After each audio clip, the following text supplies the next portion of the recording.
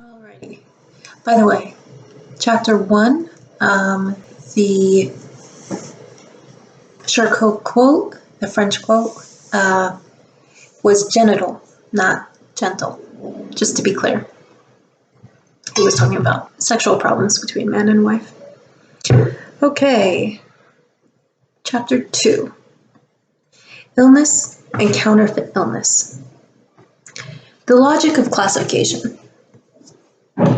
Person said to be schizophrenic often exhibit a certain unconventional manner of using language. For example, such an individual may say that a stag is an Indian or that he is Jesus. In traditional psychiatry, this sort of behavior is called schizophrenic thought disorder and is attributed to the patient's following quote-unquote primitive or non-Aristotelian logic. Since both stags and Indians move swiftly, he equates the two and says that stags are Indians.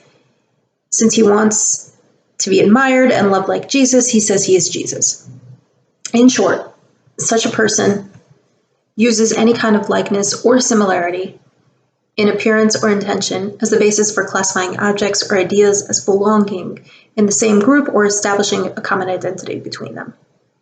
In contrast, Aristotelian logic, which psychiatrists often call quote-unquote normal or mature logic, consists of deductive reasoning of the following sort. From the major premise that, quote, all men are mortals, end quote, and the minor premise that, quote, Socrates is a man, we conclude that, quote, Socrates is mortal. This sort of reasoning presupposes an understanding that a class called, quote, man consists of specific individuals bearing proper names. I will show later that the former type of logical operation is intimately connected with a simple type of symbolization, namely, that rests on the similarity between the object and the sign used to represent it.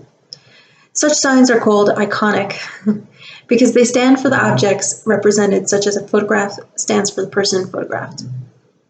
Languages composed of iconic signs lend themselves to and are best suited for codification on the basis of manifest or structural similarities.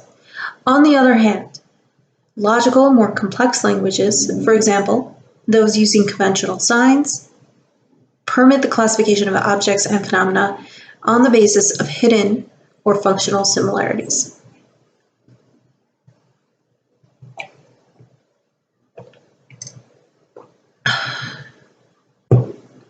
On the notions of real and false. Identification and classification are fundamental to the need to order the world around us.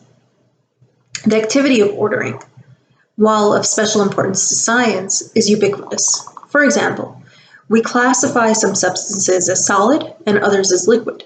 We call certain objects money, others masterpieces of art, and still others precious stones. Expressed logically, we declare that some things belong in Class A and others in non-Class A. In some instances, it may be difficult or impossible to establish in what class a particular item belongs. There are two general reasons for this. First, the classifier may lack the knowledge, skill, or tools necessary for distinguishing A from non-A. Second, he may deliberately be deceived by other persons into believing that non is A. An unsophisticated person may thus misidentify copper as gold, or a sophisticated art dealer may mistake a forgery for a masterpiece. Ordinary language recognizes and reveals the importance of the human proclivity to imitate things, making one thing look like another.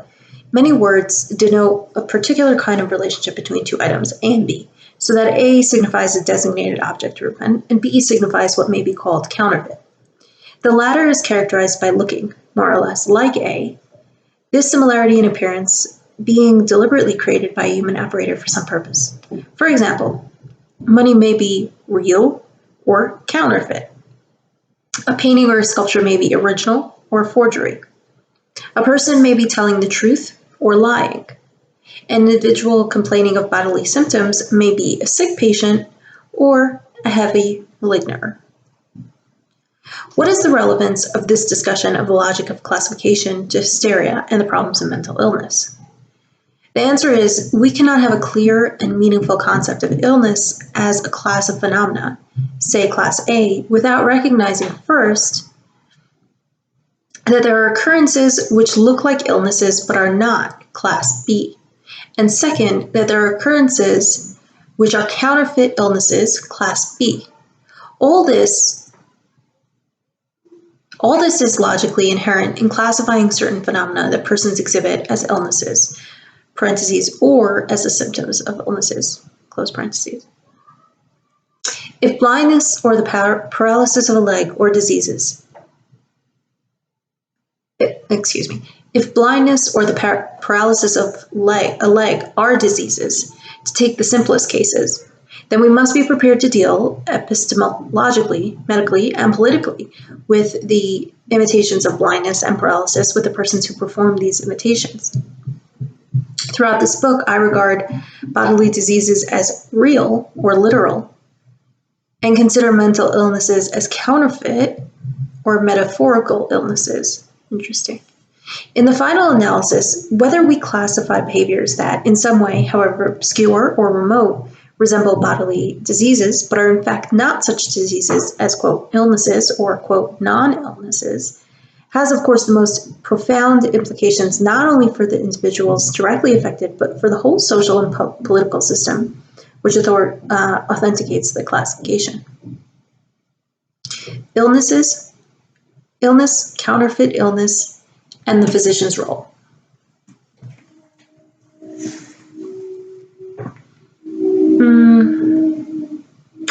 Confronted with a counterfeit, the observer may be deceived because the imitation is very good, because he is relatively unskilled in differentiating A from non-A, or because he wants to believe that non-A is A, translating this into the language of bodily versus mental illness. We may assert that the physician may be deceived because certain hysterical or hypochondrial bodily symptoms may be exceedingly difficult to distinguish from psychochemical disorders, or he may be unskilled in recognizing the manifestations of problems in living, and might mistake bodily symptoms for physical illness. Or, lastly, committed to the role of expert engineer of the body as a psychochemical machine, the physician may believe that all the human suffering he encounters is illness. Interesting. The differentiation of A from non-A rests on empirical observations and ends in the rendering of a judgment. The observer's role is similar to that of the arbiter, the umpire, or judge. For example, a painting may be brought to an art expert so he can decide if it is a Renaissance masterpiece or a forgery. He may correctly identify the painting as falling into one or other category. Or he may err either way. Or he may decide that he cannot determine whether the painting is an original or forgery. In medical terms, this corresponds to the well-known differential diagnosis between organic and mental disease. In making a differential diagnosis, the physician functions as expert arbiter. If he limits himself to this role, he will simply classify the item brought to him as either A or non, including counterfeit A. In other words, the physician will limit himself to telling the patient that the allegedly or apparently diseased body which he has brought for examination is sick or not sick. If the observer distinguishes two classes of items, so that he can identify some as members of class A and others as their imitations, he usually has certain reactions to his own judgment. His judgment may then be implemented by appropriate actions towards items or persons concerned. For example, if money is identified as counterfeit, the police will attempt to arrest the counterfeiters. What will the physician do when confronted with counterfeit bodily illness? The physician's behavior in this situation has varied through the ages. Today, too, his reaction depends heavily on the personalities and social circumstances of both doctor and patient. I shall comment only on those reactions to this challenge which are pertinent to our present concerns. 1.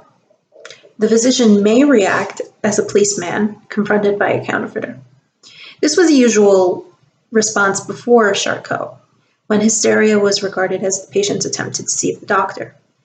It was as if the patient had been a counterfeiter who wanted to pass his worthless bills to the physician. Accordingly, the doctor's reaction was anger and a desire to retaliate. Yikes. For real money, that is, real illness, physicians rewarded people. For fake money, that is, fake illness, they punished them. Many physicians still conduct themselves according to these unwritten rules of the original medical game. 2. The physician may react as a pawnbroker who, trying to avoid loaning money on paste jewelry, behaves as if all his clients wanted to cheat him. The pawnbroker refuses to lend money on imitation jewelry. Similarly, the physician may refuse to treat the so-called hysterical patient. He sends him away, declaring, as it were, quote, "I treat only genuine bodily illnesses. I do not treat hysterical illnesses," end quote. The physician may react by redefining illness and treatment, that is, by changing the rules of the original medical game. This is what Charcot began and Freud perfected. The change of game rules thus introduced may be summarized as follows. Under the old rules, illness was defined as psychochemical disorder of the body, which eventually manifested itself in the form of a disability.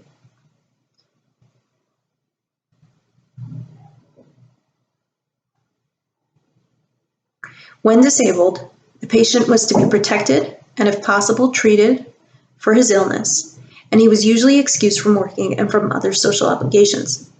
On the other hand, when a person imitated being ill and disabled, he was considered and called a maligner, malignerer. I really can't stand this word. And was to be punished by physicians and social authorities alike. Under the new rules, the attitude towards this latter group, or at least towards many members of it, was redefined. Henceforth, persons disabled by phenomena that resembled bodily diseases, but were in fact not diseases, in particular so-called hysterics, were also classified as ill, that is, mentally ill, and they were to be treated by the same rules that applied to persons who were bodily ill. I maintain, therefore, that Freud did not discover that hysteria was a mental illness. He merely asserted and advocated that so-called hysterics be declared ill. The adjectives mental, emotional, and neurotic are semantic strategies to codify and at the same time conceal the differences between two classes of disabilities or problems in meeting life. One consists of bodily diseases, which, by impairing the function of the human body as a machine, create difficulties in social adaptation. The other consists of difficulties in social adaptation by not attributable to malfunctioning machinery, but on contrary, inherent in the purposes the machine has made to serve by those who, quote, built it, parents, society, or by the, quote, use, those who use it, individuals. Changes in the rules of conduct and the reclassification of behavior.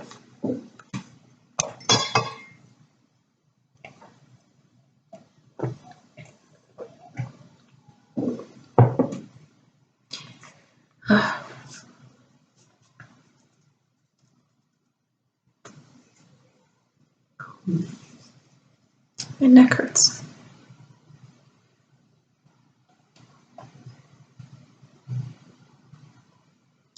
To illustrate the far-reaching implications of the foregoing process of reclassification, let's return to our analogy between the art expert and the doctor as diagnostician. The expert may be commissioned to determine whether, for example, a beautiful French painting by Cézanne CEZANNE, as claimed by the art dealer, or whether it is forgery, as feared by the prospective buyer. If the expert plays the game properly, he can reach only one of two answers. He concludes either that the painting is genuine Cézanne or that it is a fake Cézanne. Let's see if we can look that up. Cézanne. Cézanne, I think, is more accurate pronunciation. But suppose that in the process of examining the painting, studying its origin and so on, the art expert becomes increasingly impressed by the craftsmanship of the artist and by the beauty of his work. Might he then not conclude that although the painting is not a genuine Cézanne, it is nonetheless a real masterpiece? If if the painting is truly excellent, he may even declare that it is a greater masterpiece than the real Cézanne. I'm tripping over my words. Masterpiece. Masterpiece.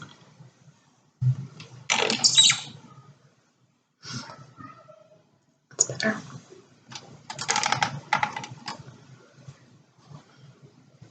The artist, let us call him Zeno, hitherto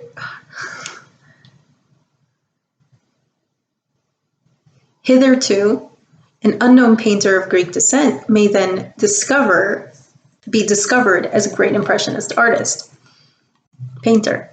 But did the expert, quote, discover Zeno and his masterpiece, or did he make him a famous artist and his painting a valuable canvas by the weight of his expert opinion, seconded, of course, by the weight of many art experts? This analogy is intended to show that, strictly speaking, no one discovers or makes a masterpiece, and no one falls ill with hysteria. Ooh. This analogy is intended to show that, strictly speaking, no one discovers or makes a masterpiece, and no one falls ill with hysteria. Artists paint pictures and people become or act disabled, but the names, and hence the values we give paintings and disabilities, depend on the rules of the system of classification that we use. Such rules, however, are not God-given, nor do they occur naturally, quote, unquote. Since all systems of classification are made up by people, it is necessary to be aware of who has made the rules and for what purpose. If we fail to take this precaution, we run the risk of remaining unaware of the precise rules we follow, or worse, of mistaking the product of a strategic classification for a, quote, naturally occurring event. I believe this is exactly what happened in psychiatry during the past 60 or 70 years, during which time a vast number of occurrences were reclassified as illnesses. We have thus come to regard addiction, delinquency, divorce, homosexuality, homicide, suicide, and so on, almost without limit as psychiatric illness. This is a colossal and costly mistake. But immediately, someone might object that this is not a mistake, for does it not benefit addicts, homosexuals, or so-called criminals to be regarded as sick? To be sure, such labeling might benefit some people sometimes, but this is so largely because people tolerate uncertainty poorly and insist that misbehavior be classified either as sin or as sickness. This dichotomy must be rejected. Socially deviant or obnoxious behavior may be classified in numerous ways, or may be left unclassified. Placing some physically healthy persons in the class of sick people may indeed be justified by appeals to ethics or politics, but it cannot be justified by appeals to logic or science. For greater precision, we should ask, for whom or for what point of view is it a mistake to classify non-illness as illnesses? It is a mistake from the point of view of the intellectual integrity and scientific process. It is also a mistake if we believe that good ends, say the social rehabilitation of criminals, do not justify the use of morally dubious means. In this case, deliberate or quasi-deliberate misinterpretation and mendacity,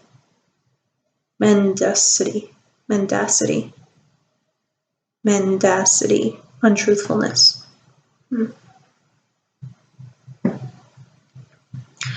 This reclassification of non-illness as illness has, of course, been of special value to physicians and to psychiatry as a profession and social institution.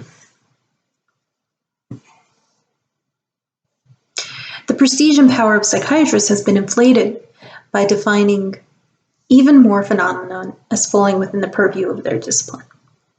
Mortimer Adler had noted long ago that psychoanalysts are, quote, trying to swallow everything in psychoanalysis, end quote. It's difficult to see why we should permit, much less encourage, such expansionism in a profession and so-called science.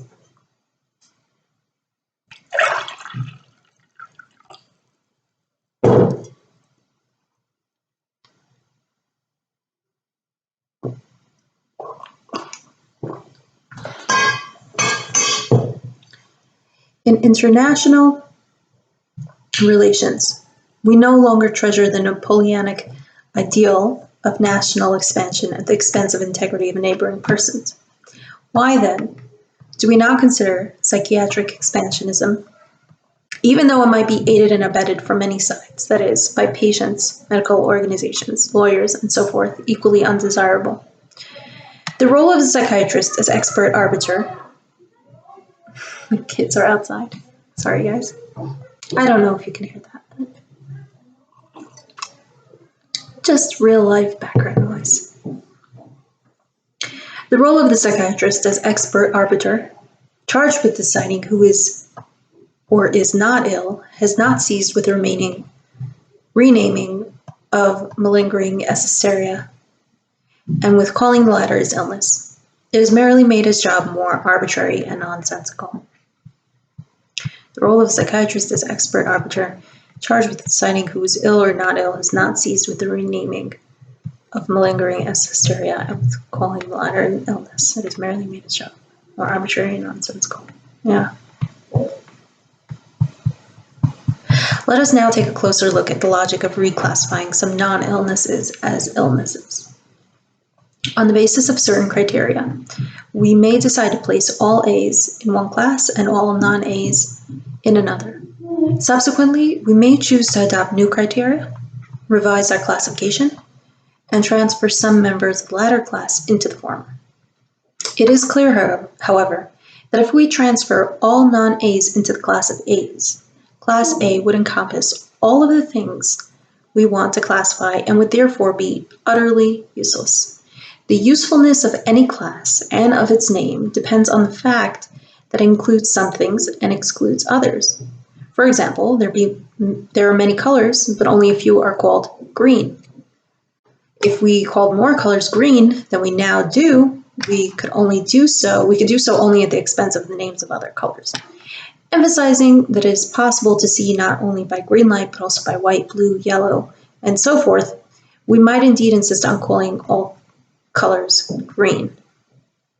It is just the sort of thing that has taken place in medicine and psychiatry in the past century. Beginning with the clear-cut bodily diseases, as syphilis, tuberculosis, typhoid, cancer, fever, heart failure, and fractures and other injuries, we've created a class called disease or illness. This class has only a limited number of members, all of which share the common characteristics of reference to a psychochemical state of bodily disorder. That is, this then is the literal meaning of disease or illness.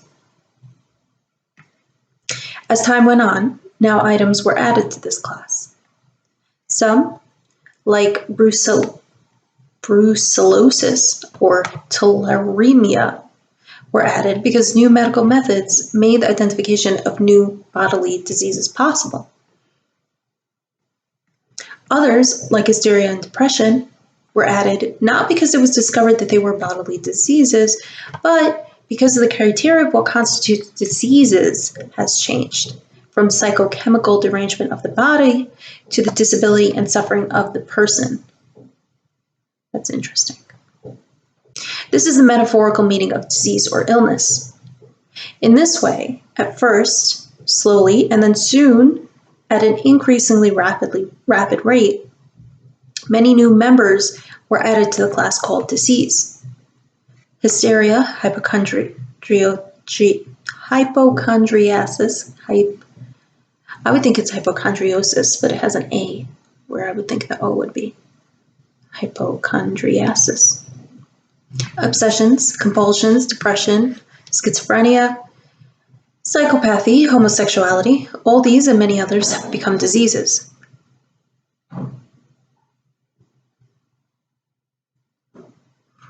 I mean, we do know that the brain changes with like brain damage. You get hit to the head. Your personality can change. I wonder how that falls into this. Soon, physicians and psychiatrists were joined by philosophers and journalists, lawyers and laymen in labeling as mental illness any kind and every kind of human experience or behavior in which they could detect or which they could ascribe, quote, malfunctioning or suffering. Divorce became an illness because it signaled the failure of marriage. When was divorce considered an illness? Bachelorhood because it signaled the failure to marry. Childlessness because it signaled the failure to assume the parental role. All of these things are now said to be mental illnesses or symptoms of such illnesses. When was this book written? Let's see. –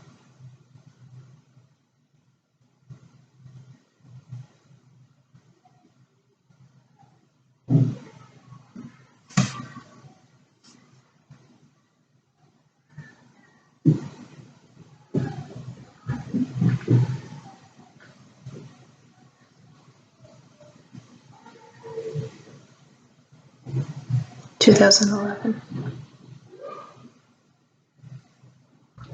It's an updated edition.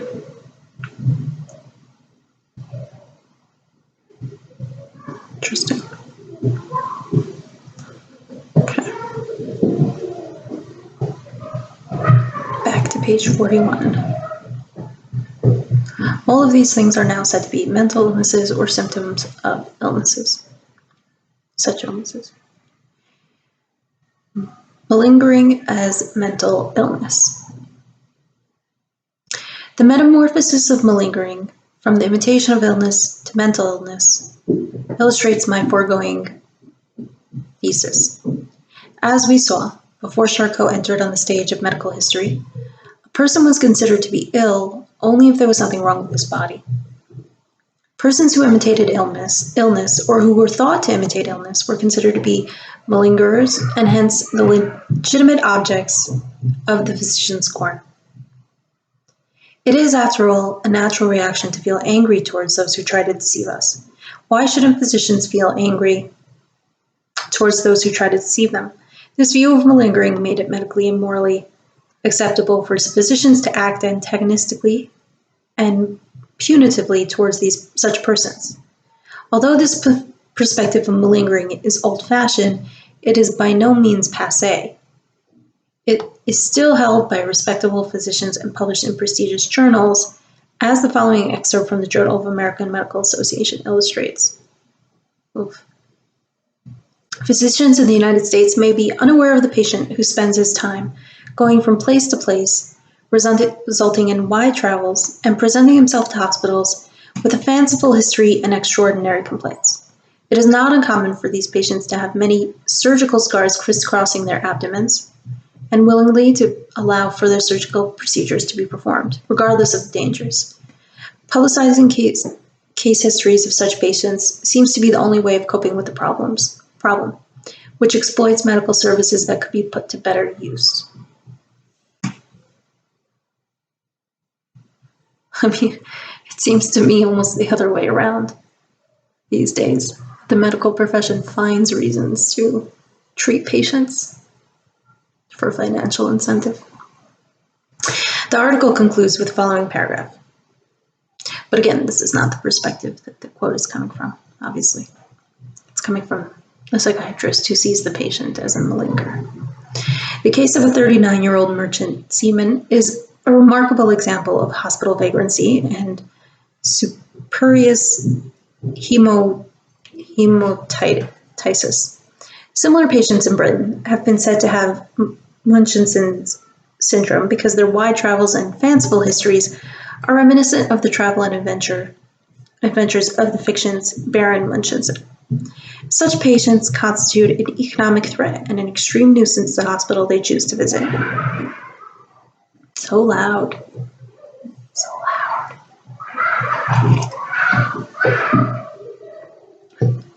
They're next door. They'll be going to sleep soon. It's almost 7:30.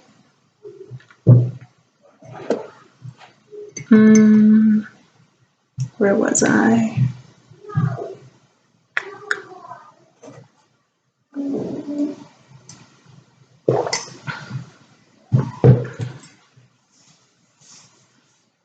Quote from the journal. Reading the quote from the journal. Such patients constitute an economic threat and an extreme nuisance to the hospital they choose to visit, for the deception invariably results in numerous diagnostic and therapeutic procedures. Publicizing their histories in journals, thereby alerting the medical profession, seems the only effective way of coping with them. Appropriate disposition would be confinement in a mental hospital. Such patients have enough social and mental quirks to merit permanent custodial care. Otherwise, their exploitation of medical facilities will go on indefinitely. These excerpts show that physicians often play the medical game without self-reflection, unaware of the rules of which the game is played. It is important to note also that the author advocates for, quote, permanent custodial care as proper punishment, although he calls it, quote, care of those persons who try to deceive physicians into believing they are sick. Since physicians often have the social power to make such punishment enforceable, this view is not without serious consequence. Freud and his psychoanalysts created a new system of psychiatric classification, especially with respect to hysteria and malingering. Bodily illness remained, of course, class A, so to speak. Hysteria was still regarded as a type of counterfeit illness, but as a very special form of it. The patient himself did not know he was simulating. And the concept of malingering, too, was retained, but it was redefined as the conscious imitation of illness. Class B and B, hysteria and malingering, were thus distinguished by whether the patient's imitative behavior was, quote, unconscious or, quote, conscious. The role of the psychiatrist as arbiter changed accordingly. Previously, his task was to distinguish bodily illness from all that did not fit this class. Now it became, in addition to distinguishing the, quote, unconscious imitation of illness or hysteria from the, quote, conscious imitation of it or malingering. These judgments are, of course, even more arbitrary than the previous ones. This is why, in part, the concept of hysteria, neurosis, and mental illness has come to be used in the increasingly capricious and strategic rather than consistent and descriptive way. Typical is Freud's assertion that, quote, there are people who are complete masochists without being neurotic, end quote. Of course, Freud never explained which masochists are neurotic and which are not. The disposition to view virtually all forms of personal conduct, especially if it is unusual or is studied by the psychiatrist as illness, is reflected by the contemporary psychoanalytic view of malingering.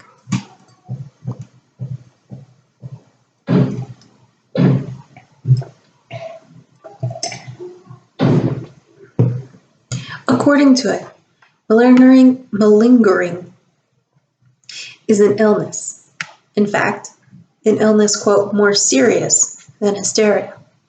This is a curious logical position, for it amounts to nothing less than the complete denial of the human ability to imitate, in this instance, to imitate certain forms of disability. When simulation of mental illness is regarded as itself a form of mental illness, the rules of the psychiatric game are so defined as to explicitly exclude the class of counterfeit illness. Only two classes are recognized: A, illness, and non-A, non-illness. Counterfeit illness, or malingering is now defined as itself an illness. The good imitation of a masterpiece is redefined as itself a masterpiece. Since a good imitation of a masterpiece is as pleasing to the eye as an original, this is not an entirely unreasonable point of view, but it entails a radical redefinition of the idea of forgery. In the case of the so-called psychiatric illnesses, such redefinitions have apparently occurred without anyone quite realizing what has happened. It was probably Bleuler, B-L-E-U-L-E-R. It's weird to pronounce because of the L after the B. Bleuler, German surname. It was probably Bleuler who first suggested that the simulation of insanity be regarded as the manifestation of mental illness. In 1924, he writes, quote, "Those who simulate insanity with some cleverness are nearly all psychopaths, and some are actually insane.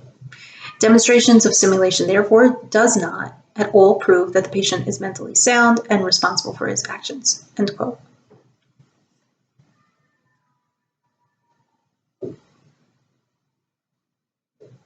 The view that malingering is a form of mental illness became popular during the Second World War, especially among American psychiatrists, when it was believed that only a, quote, crazy or, quote, sick person would malinger. Eisler's interpretation of malingering is typical of this modern psycho-imperialistic attitude towards moral and political problems of all kinds. Now they're just yelling. All right. There's only 1 minute to the chapter left. It can be rightly claimed that malingering is always a sign of a disease, often more severe than a neurotic disorder, because it concerns an arrest of development and early phase. It is a disease which to diagnose requires particularly keen diagnostic acumen. The diagnosis should never be made but by the psychiatrist. It is a great mistake, this is a quote, all of this. It is a great mistake to make a patient suffering from the disease liable to prosecution, at least if he falls within the type of personality I've described here. This is Eisler's interpretation of malingering.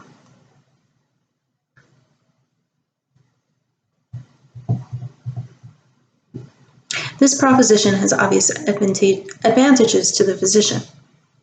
For one thing, it buttresses the potentially shaky morals of the erstwhile civilian psychiatrist conscribed into the military service.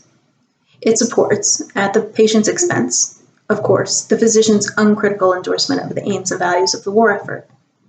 Although the patient might have been treated more or less kindly, when regarded as sick, he was at the same time deprived of this particular opportunity to rebel against the demands placed on him. This form of protest was disallowed, and those who resorted to it were labeled, quote, mentally ill, and were given, quote, NP discharges. Concluding remarks on objects and their representations.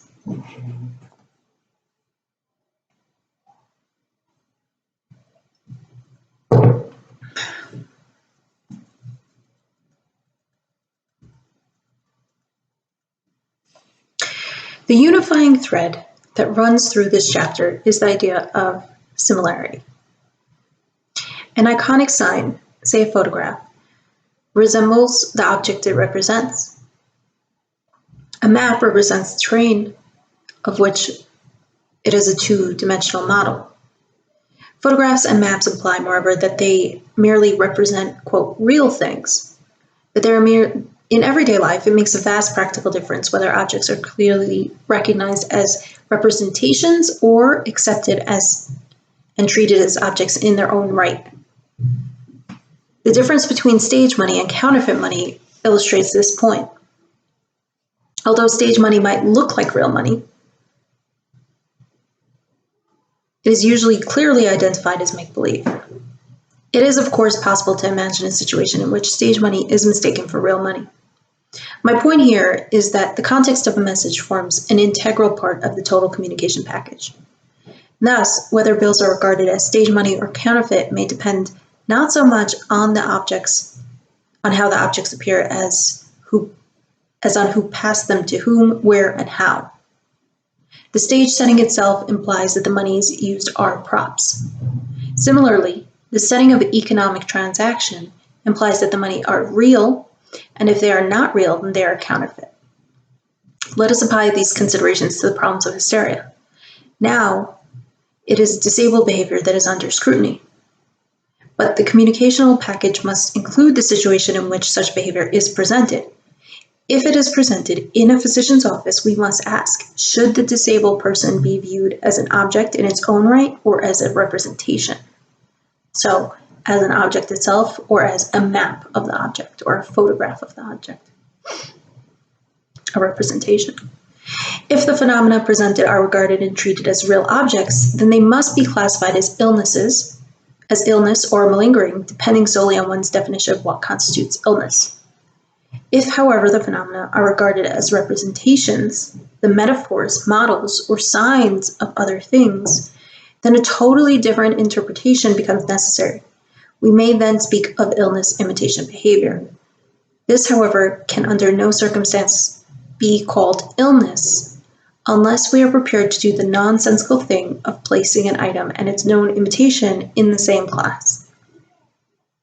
Even if there is an agreement that both malingering and hysteria refer to illness imitative behavior, there still remains uncertainty concerning the cognitive quality and intent of imitation. Is it deliberate or unwitting, conscious or unconscious? Is the person doing the imitation seeking to advance his own interests, or is he doing it for some other reason? In the theater, for example, it is clear that both actors and spectators know that what looks like real money, is in fact an imitation or a prop. In ordinary life, on the other hand, only the counterfeiters know that the bills that they pass to others are counterfeit. Those to whom the bills are passed and who may pass them on to others do not know this, believing that they possess the real object when in fact they only possess its imitation. They are deceived. What then is the comparable situation with respect to the imitation of illness? Does the so-called hysterical patient believe that he is, quote, really ill, or does he know that he only, quote, feels ill, but he is not? Some insist that the patient offers illness in good faith. Others insist that he is faking. There is often evidence to support both of these views. As a rule, the question cannot be answered unequivocally. Indeed, the patient's failure to come to grips with whether he suffers with bodily disease or personal problems, whether his message is about objects or representations, is one of the most important characteristics of his behavior. So much for the patient in his role as actor or message sender. What about the spectators, the recipients of the message?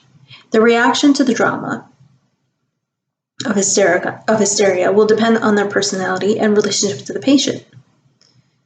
Stranger and relative, foe and friend, non-psychiatric physician and psychoanalyst, each will react differently.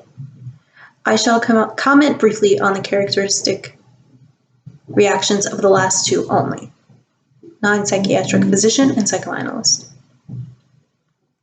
The non-psychiatric physician tends to view and treat all forms of disability as objects proper, not as representations, that is, as illness or potential illness. On the other hand, the psychoanalyst tends to view and treat the same phenomena as representations, that is, as symbols or communications. But since he fails to clearly recognize and articulate this distinction, he persists in defining his observations and interventions as if he were talking about objects instead of representations. The latter are, of course, just as, quote, real as the former.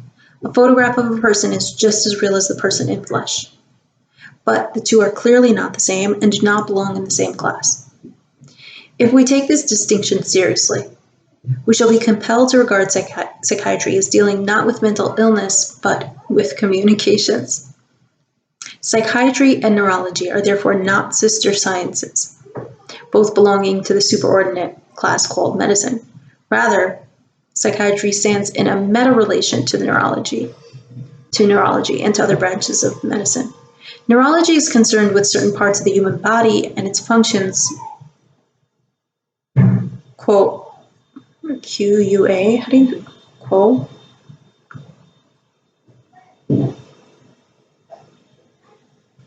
Oh, qua, in conjunction with. Neurology is concerned with certain parts of the human body and its functions qua objects in their own rights, not as signs of other objects. Psychiatry, as defined here, is expressly concerned with signs qua signs, not merely with signs as things pointing to objects, more real and interesting than they themselves. Neurology is concerned with certain parts of the human body and its functions qua objects in their own rights, not as signs of other objects.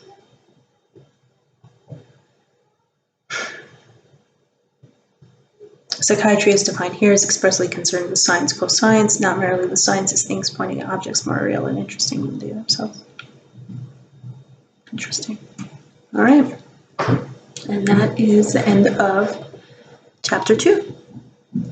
Thank you for listening, if you are.